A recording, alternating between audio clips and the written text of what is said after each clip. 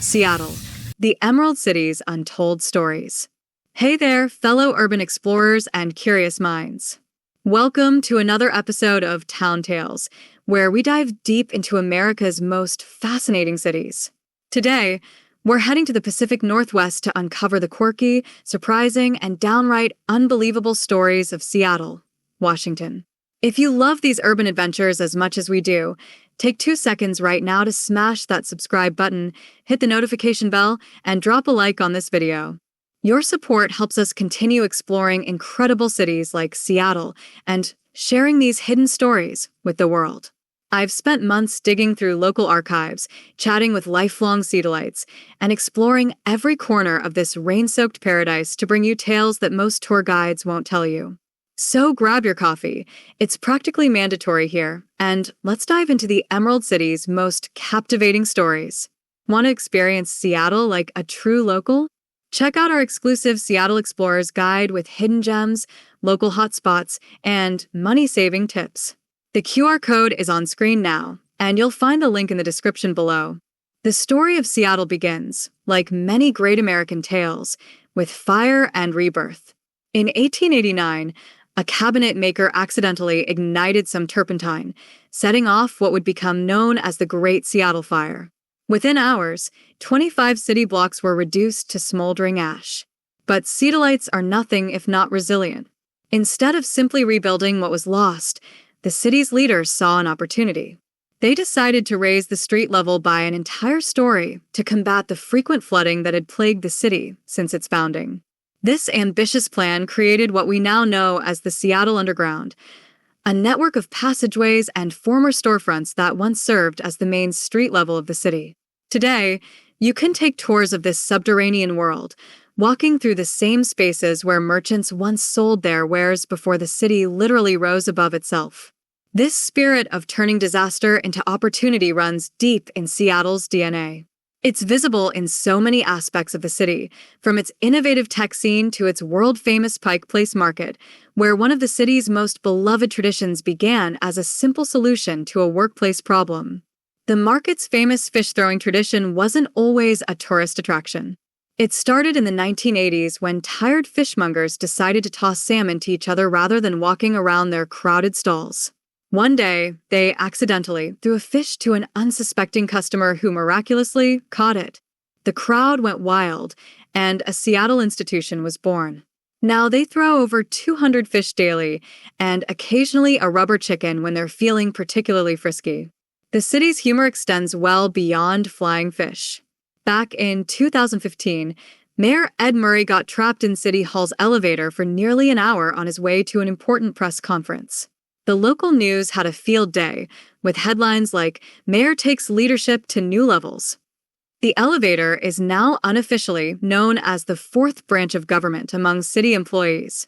They even put a small plaque inside it that reads, "Even politics has its ups and downs." Seattleites love nothing more than a good joke, especially one at the expense of their politicians. Speaking of going up and down, no visit to Seattle is complete without acknowledging the Space Needle, the city's most iconic landmark. Built for the 1962 World's Fair, it was designed to withstand winds of up to 200 miles per hour and earthquakes up to 9.0 magnitude. But here's a secret most tourists don't know. It was designed to sway. During high winds, it can move up to 1 inch per 10 miles per hour of wind speed. Visitors in the restaurant sometimes notice their water glasses showing tiny ripples during storms. There's even a wind meter in the observation deck that shows how much the tower is moving, though staff members admit they sometimes adjust it to avoid alarming tourists. In the early days of the Space Needle, locals called emergency services so frequently to report that the tower was swaying that the fire department had to issue a public statement explaining that the movement was intentional and not a sign of imminent collapse. From ambitious architecture to ambitious businesses, Seattle has always been a city of dreamers and doers. Few know that Boeing, the aerospace giant that would help define the city's economy for decades, started in a tiny wooden shed on Lake Union. In 1916, William Boeing began building airplanes in a structure that was originally designed for building boats. He managed to construct his first aircraft, the B&W seaplane, by borrowing tools from a local hardware store. Today, Boeing employs over 60,000 people in the area and has facilities that could fit hundreds of those original sheds. From humble beginnings come great things, especially when Seattle ingenuity is involved. That same ingenuity helped create another global giant, Starbucks. The first store opened in Pike Place Market in 1971, long before most Americans knew a latte from a cappuccino. What many don't realize is that Starbucks wasn't originally a coffee shop at all. It was a store that sold coffee beans, tea, and spices. The founders named it after the first mate in Moby Dick because they thought the name evoked the romance of the high seas and the seafaring tradition of early coffee traders. It wasn't until Howard Schultz joined the company in the 1980s and, inspired by Italian espresso bars, convinced the owners to start serving brewed coffee that the Starbucks we know today began to take shape. Now, Seattle's coffee culture is serious business. The city has 35 coffee shops per 100,000 residents, the highest ratio in the nation. Local baristas must complete more training hours than many healthcare workers. There's a local legend about a tourist who ordered a regular coffee and was given a 45-minute lecture on why that term has no meaning. Some say the visitor is still there, learning about extraction rates and the ideal water temperature for brewing Ethiopian beans. But not all of Seattle's iconic businesses grew into global empires. Some remained stubbornly local, like the case of Edith Macefield's tiny farmhouse. In the 2000s, this elderly woman refused $1 million to sell her home to make way for a commercial development. The developers had no choice but to build around her 108-year-old house, creating an island home surrounded by a modern shopping complex. Before she passed in 2008, she became a local folk hero and symbol of resistance against gentrification. Today, people still leave balloons tied to the fence in her honor, inspired by the Pixar movie Up, which many believe was influenced by her story. What many visitors don't know is that Macefield wasn't actually opposed to development. She simply didn't want to leave her home, where she'd lived for decades. Ironically, she became close friends with a construction chief who was building the complex around her house. She even left her home to him when she died, having found an unlikely friendship amidst what many saw as a David versus Goliath battle. If Macefield represents Seattle's resistance to change, the famous Fremont troll represents its embrace of the weird and wonderful. In 1990, artists built an 18-foot cement troll sculpture under the Fremont Bridge as part of a competition to rehabilitate the area under the bridge, which had become a dumping ground and haven for drug deals. The troll clutches an actual Volkswagen Beetle with a California license plate in one hand. Local legend claims the car contains a time capsule with Elvis memorabilia and a signed Kurt Cobain guitar pick, though no one has been brave enough to break into the concrete car to check. The troll has become so beloved that it has its own holiday, Trolloween, celebrated every October 31st with costume contests and artistic performances. Not far from the troll stands another controversial piece of public art, a 16-foot bronze statue of Vladimir Lenin that was rescued from Slovakia after the fall of communism. While politically divisive, locals have embraced it as an art installation by regularly dressing it up. The statue has worn a tutu for Pride, been painted as a zombie for Halloween, and gets fully decorated as Santa for Christmas. One local grandmother has knitted Lenin a giant, ugly Christmas sweater every December for the past decade, each taking approximately 200 hours of work. Her explanation? Even controversial historical figures get cold during Seattle winters.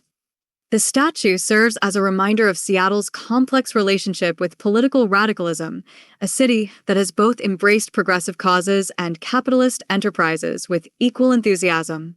That duality extends to Seattle's weather reputation as well.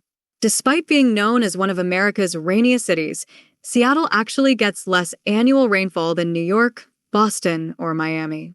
The real secret? Seattle's rain tends to be a persistent drizzle rather than dramatic downpours, and the overcast skies last for months at a time. Locals have a saying, "Don't like the weather in Seattle? Wait 5 minutes, it'll get worse." Some Seattleites even claim they spread rumors about constant rain to keep Californians from moving north. It's supposedly the greatest collective marketing lie in American history, and it almost worked until tech companies started offering six-figure salaries and the secret got out. Speaking of secrets, few visitors realize that Mount Rainier, the majestic volcano that dominates the skyline on clear days, is playing a continuous game of hide-and-seek with the city. The mountain is so massive that it creates its own weather systems, often hiding behind self-generated clouds. Locals joke that the mountain is out today when it's visible, treating it like a shy neighbor who occasionally drops by. Scientists have calculated that Seattle residents only get a clear view of Rainier about 90 days per year. There are children born in Seattle who reach their third birthday before seeing the mountain for the first time. Native Coast Salish peoples called the mountain Tahoma or Tacoma, meaning the mountain that is God, a fitting name for a peak that appears and disappears as if by divine whim. The mountain isn't the only thing that's occasionally hard to spot in Seattle. The city's famous Sasquatch, or Bigfoot, remains elusive despite numerous claimed sightings in the surrounding forests. In 1991, Skamania County, just hours from Seattle, actually passed a law making it illegal to kill Bigfoot. The ordinance states that any willful, wanton slaying of such creatures shall be deemed a felony, punishable by up to 5 years in jail.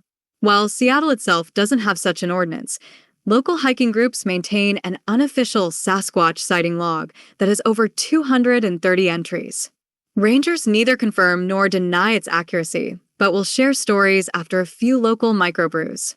Whether or not you believe in the legendary creature, the Pacific Northwest forests certainly feel ancient and mysterious enough to harbor secrets. One secret that did come to light was Seattle's radiation problem. Few people know that parts of Seattle required radiation cleanup in the 1980s. Not from a nuclear accident, but because a local company that produced glow-in-the-dark watch dials in the 1920s used radium paint. Workers would lick their brushes to create fine points, unknowingly ingesting radioactive material. Decades later, a routine survey found radiation levels that required soil removal from several city blocks. Today, there's a small park where the factory once stood, though locals joke that the squirrels there glow slightly in the dark. The park serves as a reminder of Seattle's industrial past and the hidden costs of progress that sometimes only become apparent generations later. Progress and innovation remain central to Seattle's identity today, especially in the tech sector. The city's employment landscape has created what economists call a fascinating paradox. Despite being home to tech giants like Amazon and Microsoft, Seattle has experienced what locals call the Seattle freeze, an economic and social divide between tech workers and everyone else. The city responded by launching one of the nation's most ambitious minimum wage experiments, gradually raising it to $15 per hour. Initial data shows both successes and challenges, making Seattle an economic case study watched by cities nationwide. The wage experiment reflects Seattle's long history of labor activism, from the general strike of 1919 to the WTO protests of 1999 to modern fights for worker rights in the gig economy. The city's love of sports provides another window into its soul. Seattle Seahawks fans are so loud that they've literally caused earthquake readings. In 2011, fans cheering Marshawn Lynch's Beast Quake touchdown registered on nearby seismic equipment. Scientists from the University of Washington now actually set up monitoring equipment during big games. The NFL had to create special rules about crowd noise because of Seattle fans, who proudly call themselves the 12th man. When visiting teams come to practice, they prepare by blasting recordings of jet engines through speakers.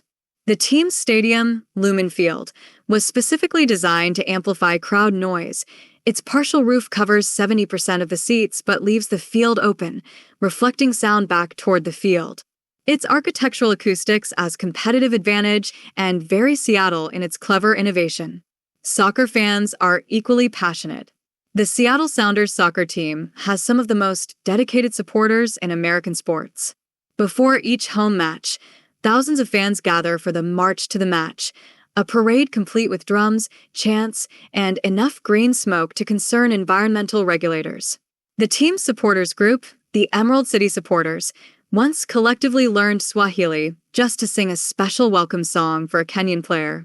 That's dedication that puts other sports fans to shame.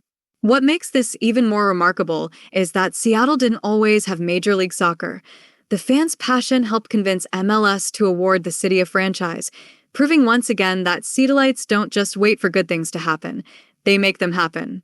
Making things happen was certainly the ethos behind the birth of grunge music, Seattle's most famous cultural export.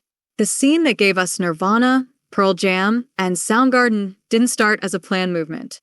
It began when broke musicians couldn't afford fancy clothes and bought flannel shirts from thrift stores because they were warm and cheap. The distinctive grunge sound developed partially because many practice spaces were in damp basements where equipment would distort due to humidity. Sometimes the greatest cultural revolutions start with practical problems and limited resources. The influence of these bands extended far beyond music. They shaped fashion, attitudes, and even politics for a generation. Kurt Cobain's reluctant voice became the soundtrack for Gen X's rejection of commercialism, even as the music industry commodified the very sound that was critiquing it, a paradox that remains very Seattle in its complexity. That complexity extends to many aspects of city life, including Seattle's relationship with its natural environment. The Ballard Locks, built in 1917, connect Puget Sound's saltwater to Lake Union's freshwater. Engineers created one of the world's most successful fish ladders, allowing salmon to return to spawning grounds. In 1976, a particularly determined salmon allegedly flopped its way out of the ladder and up 18 concrete steps into the visitor center. Lock workers named him Stairmaster Sam and created a small brass plaque commemorating the event. Biologists dispute whether this was physically possible, but tour guides still point out the supposed route of the most ambitious salmon in Seattle history. The locks themselves represent humanity's attempt to engineer nature while also accommodating it, a balance Seattle continually strives to maintain as a city built between mountains and sea. That same natural environment occasionally produces mysterious phenomena. Every few years, strange bubbles appear on Green Lake, causing local conspiracy theories to flourish. Scientists explain that it's just decomposing plant matter releasing methane, but that hasn't stopped rumors about secret underwater research facilities or dormant volcanic activity. In the 1970s, one particularly large bubble eruption coincided with a minor earthquake, leading an amateur filmmaker to create a low-budget monster movie called The Thing from Green Lake that became a cult classic at local midnight movie screenings. The lake remains one of Seattle's most beloved recreation spots, with locals jogging its 2.8-mile perimeter in all weather conditions, proving that neither rain, nor mysterious bubbles, nor potential lake monsters will keep Seattleites from their outdoor exercise. Exercise takes many forms in Seattle, including the dog-walking capital of America. The city has more dogs than children, by a significant margin. With approximately 153,000 dogs to 107,000 kids, Seattle's four-legged friends rule the city. This has led to dog-friendly restaurants, yappy hours at local bars, and even dog-specific dating apps for pet parents. The city council once debated creating a Dogs of Seattle official calendar before deciding it might be perceived as favoring dogs over cats. The political fallout could have been catastrophic. Some sociologists attribute this pet preference to the Seattle freeze, the city's reputation for being friendly, but difficult to make close friends in. Dogs, they suggest, provide companionship in a city where human connections can take time to develop. Human connections are indeed complex in Seattle, as evidenced by the city's rich linguistic traditions. Seattle residents have developed a linguistics anomaly, over 30 distinct words for different types of rain. From sprizzle, a mix of spray and drizzle, to mizzle, misty drizzle, to spit, barely perceptible moisture, Seattleites can detect subtle differences that outsiders miss entirely. One University of Washington linguistics professor documented this phenomenon, concluding that Seattle has developed a rain vocabulary similar to how Inuit cultures have numerous words for snow. Locals can tell you exactly which type of rain gear to wear based solely on the sound of precipitation hitting their windows. These linguistic adaptations represent Seattle's unique relationship with its environment, not just enduring the rain, but embracing it as a central part of local identity. That identity extends to education as well. The University of Washington's Cisallo Library resembles a Gothic cathedral, complete with gargoyles and stone carvings. Campus lore claims that one particular gargoyle changes position slightly each year.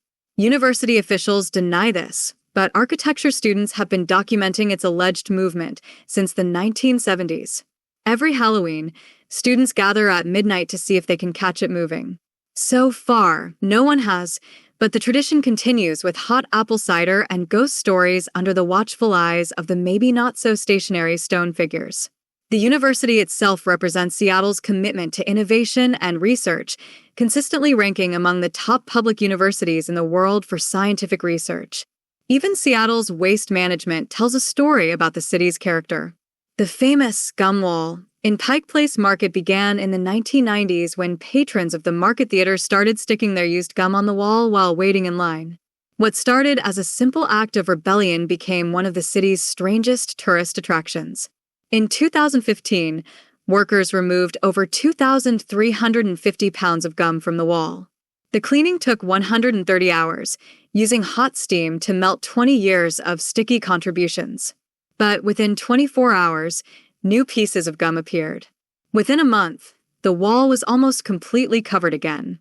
Health officials have given up trying to permanently remove it, conceding defeat to what might be the world's most resilient public art installation. It's disgusting, it's fascinating, and it's perfectly Seattle. A blend of rebellion, tradition, and slightly gross persistence. Speaking of persistent local characters, in 2019, a raccoon nicknamed Trashy gained local fame after being caught on security cameras stealing tacos from a food truck near Pike Place Market. After multiple break-ins, the owner set up a camera expecting to catch a human thief. Instead, they found footage of an unusually dexterous raccoon that had learned to open the truck's service window. Rather than calling animal control, they began leaving a single taco out each night. Trashy became so popular that the food truck renamed their signature dish the Trashy Taco and saw sales double. The story perfectly captures Seattle's live and let live attitude and ability to find marketing opportunities in unexpected places. As our journey through Seattle's stories comes to an end, I'm reminded of what makes this city truly special. It's not just the stunning landscapes where mountains meet water or the innovative companies reshaping our future. It's the remarkable spirit of a place that embraces the eccentric, celebrates the unusual, and finds humor even in 300 days of annual cloud cover. Seattle represents something uniquely American, the pioneering spirit that looks at challenges and sees opportunities, that builds flying fish markets and underground cities, that turns rain into a cultural identity and coffee into an art form. From the depths of the underground tour to the heights of the Space Needle, from the gleaming headquarters of Amazon to the gritty birthplaces of grunge music, Seattle contains multitudes. It's a city that can launch both world-changing technology and a salmon that supposedly climbs stairs. It's where nature and urbanity collide, where the future is being built while the past is carefully preserved, and where even Lennon gets a Christmas sweater because no one should be cold in winter. If you've felt that Seattle spirit while watching this video, if you've smiled at these stories or felt pride in this remarkable corner of our country, please hit that subscribe button right now. Leave a like to help more people discover the magic of the Emerald City, and share this video with someone who needs to understand why Seattle is worth loving, rain and all. And don't forget to check out our exclusive Seattle Explorers guide using the QR code on screen now or the link in the description. We've packed it with hidden gems, local hotspots, and money-saving tips that will make your visit truly unforgettable. Be sure to check out our other Town Tales episodes, from the haunted streets of New Orleans to the hidden histories of Boston. We're exploring what makes American cities truly special, one story at a time. Until next time, I'm your host at Town Tales, reminding you that every city has its stories. You just need to know where to look. Before you go, don't forget, if you enjoyed this journey through Seattle and want more unforgettable stories from cities across the country, hit that subscribe button right now. It's quick, it's free, and it tells us you're ready for more adventures with Town Tales. Leave a like if this video made you smile, taught you something new, or simply helped you see Seattle in a whole new light, whether for the flying fish, the rain-soaked charm, or the creative spirit in every corner. Share this video with someone who loves to travel, appreciates a good story, or just needs to know why this city matters. You might just help someone fall in love with Seattle too. Here at Town Tales, we're just getting started. Every view, every comment, and every subscriber helps us keep digging up the stories that make America's cities truly unforgettable. So go ahead, subscribe, like, share, and stay curious. Because every city has its story. You just need to know where to look.